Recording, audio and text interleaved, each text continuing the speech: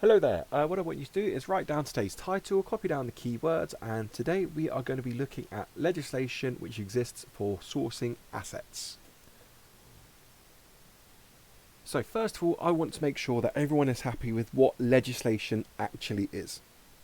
Legislation is a law which is written and then passed by Parliament, which is a set of rules that you need to follow to make sure that everything that you are working on, everything that you are doing, has been completed legally. So when we're using legislation, we're talking about laws. We need to follow the legislation to make sure we're not breaking any laws, because then there will be different situations, different circumstances, which will then take place if you are breaking those pieces of legislation, because you will be breaking the law. First piece of legislation we're going to be thinking about today is copyright and copyright law. In this video is made in the United Kingdom, so when we're talking about copyright and all the other pieces of legislation, we're talking about the United Kingdom's copyright laws and legislations. Other countries will have different versions of it, which will have different rulings in and different areas that you need to be taking into consideration. So everything we're looking at today is based in the UK. So when we're thinking about copyright, if I am to create something, I can apply for copyright to make sure no one can take my work, give it away, or edit it or modify it in any way without asking for my permission first. It protects what I create.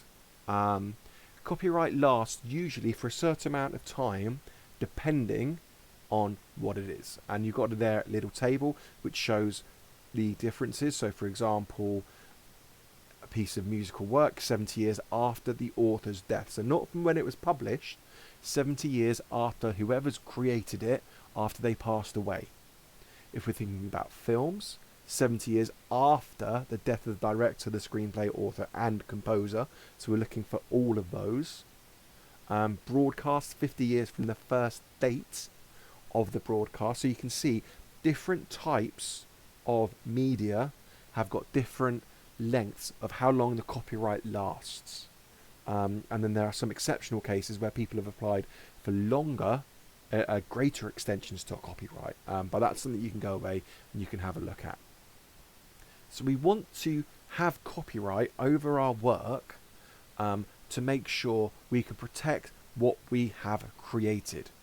And it can be any sort of media really. Books, art, movies, images, songs, anything which you can create, you can pretty much copyright. And if you break copyright, you can be given a fine from a minimum of £5,000 upward, depending on how severe it is. You can end up in jail for it as well, again, depending on the severity of what you have done. So when you're downloading a video illegally, you're not paying for access to the copyright, so that's when you are breaking copyright law. When you're accessing it on a service such as Netflix or BritBox or Now TV, you are paying a subscription to a company for access, and the company that's made it are providing the access. Same thing with Spotify. When a singer releases a song on Spotify, they're allowing Spotify to broadcast it, which is why you need to pay money to Spotify, because then Spotify needs to pay money to the artists.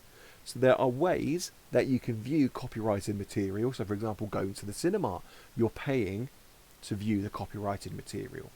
So when you're thinking about copyright, it's protecting something that you've created. It can last quite a long time.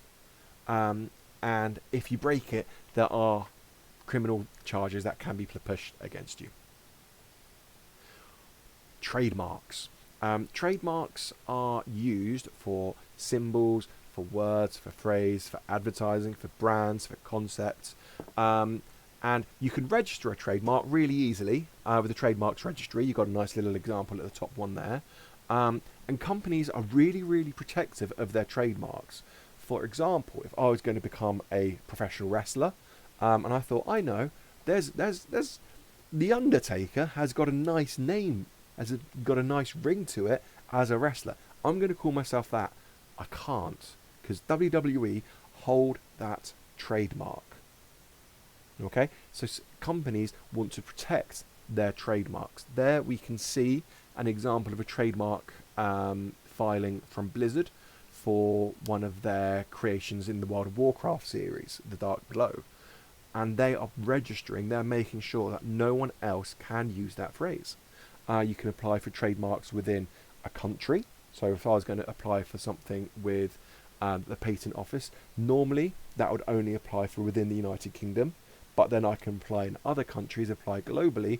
If I'm going to come up with a global brand, I can then make sure I can protect it in a multitude of countries. And again, I can protect my trademarks if they're being used for different areas. So for sports, for news, for entertainment, I can specify what area my trademark is going to be applying to.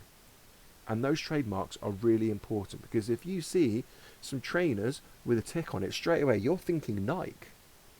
But if they've got the exact same, if I make a pair of shoes and put the exact same tick on it, I'm breaking trademark law because I am using someone else's trademark.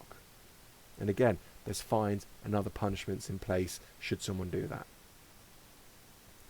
Finally, intellectual property. Intellectual property is where you have come up with an idea or a concept that you have done that. So for example, Dragon's Den. People go onto Dragon's Den with examples of intellectual property, something they have come up with, a license, some sort of trademark, a patent, an invention. So people want to be able to protect their intellectual property, to make sure that if someone goes on Dragon's Den with this fantastic new sellotape that can work on any surface, it's absorbent, and it can also tell the time, someone would want to protect that invention, because that's something they've come up with, and that's what intellectual property does. With intellectual property, it makes sure if you come up with something, if you come up with a concept, that it belongs to you, that no one else can go away and use it and steal it and use it for their own means. So what I want you to do, in a Google Doc, write down task 1, and we've got some questions there that I want you to answer. You'll have to do some research, so pause the video. You can look on the BBC website, you can use a newspaper website to try and find out your examples. Give the video a pause, and then we'll answer today's key question. So today we've been thinking about different sorts of legislation that we can use for when sourcing assets. So when we need to find something, we're now thinking about copyright law, we're thinking about trademarks, we're thinking about intellectual property. Those are pieces of legislation you have to follow. So now what I want you to do is answer that question. What legislation is used when sourcing assets? We've got the simple answer: copyright law, trademarks, intellectual property, but I want more than that. I want you to explain it. Use some of the work that you've done on task 1 to help you with that explanation. Fantastic. I hope you've enjoyed this lesson, and I shall see you in another video. Bye bye.